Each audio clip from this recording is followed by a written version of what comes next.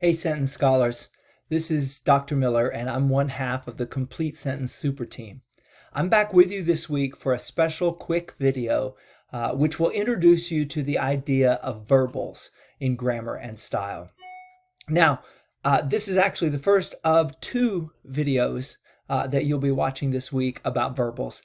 This one covers a quick introduction about what verbals are and how they begin to transmigrate and do different things in a sentence. In the second video, Dr. Melanson will pick up on that and show you some examples about how that actually works in practice and about how we can diagram them. But I want to remind you a little bit about the fact that we've already talked about verbs in some detail.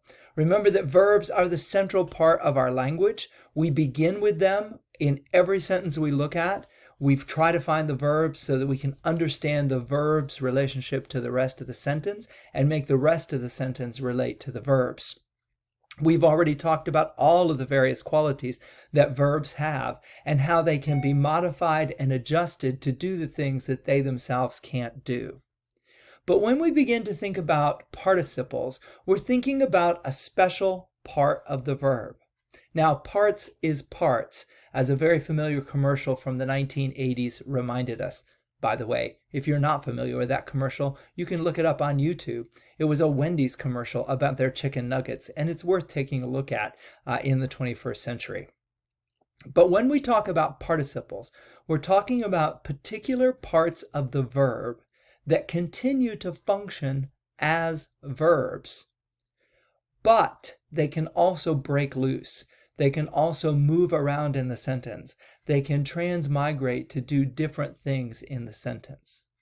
Now, the part of the verb that we're talking about is the part of the verb that would have to take a helping verb or an assistant verb if it were going to be used as part of the verb. So don't get hung up on the word participle. Participle simply means a part, in this case, a part of the verb. And it's that part of the verb that can break off and come loose and do different things. Now, every verb in the English language has basically three kinds of participles. Each of them have sort of special functions when they break away and do other things. So we can have past participles, for example, because verbs express past time. So we can have parts of the verb that express past action. Some of these are so familiar to us that we forget that they're actually verbs. I've given you some examples on the screen. Think about cooked spaghetti, for example. Cooked, in that phrase, cooked spaghetti, is functioning as an adjective, but it's really a participle. It's a verb, cook, a past tense of that verb, cooked, that's broken loose from the verb and is now being used to describe the noun spaghetti. The same thing happens with words like spoken, as in spoken word poetry, or loved, as in much loved pet, or even broken, as in broken heart. Each of those words are actually verbs: cooked, spoken, loved, broken, and we can use them as verbs. We can say the spaghetti was cooked. We can say the poem was spoken. We can say the pet was loved, or that the heart was broken. And in those cases, they are actually serving as kinds of verbs. We'll say more about exactly how they're functioning a little bit later.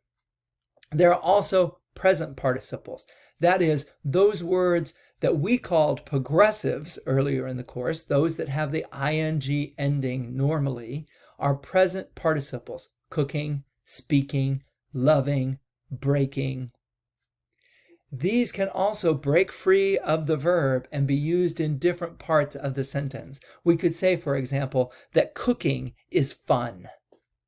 Cooking is actually a participle. It's a verb, to cook, right?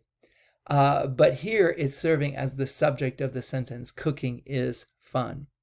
Now, some of you may have learned that these present participles, when they're acting as nouns, are actually called gerunds. I'm fine if you use that term.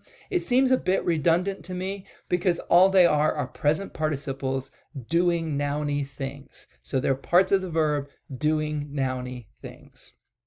Now, there's a special part of the verb that I also call a verbal that can break free and do different things in the sentence, and that is the infinitive form. In English, the infinitive form is always a two-word phrase. It's always to plus the base form of the verb. To cook, to speak, to love, to break. In other languages, the infinitive might be a single word, but in English, it's a two-word phrase. To cook, to speak, to love, to break. And it's going to be important for you to distinguish between infinitives and prepositional phrases. So the way you do that is to check and see if you have a form of the verb. To cook is an infinitive, right? As opposed to the store, which would be a prepositional phrase. So that's a very quick introduction to the idea of verbals. They are participles, that is, they're parts of the verb that break free from the verb and function in different ways. They transmigrate in the sentence to do different things. It's important to remember, however, that verbals can carry with them some of their verb qualities. And Dr. Melancon will say more about that when she actually gives you some examples and shows you how they work in sentences. I'm glad we've started verbals. It's going to open up a whole new area for us to think about and diagram in our sentences, and I look forward to seeing you this week and talking more about them.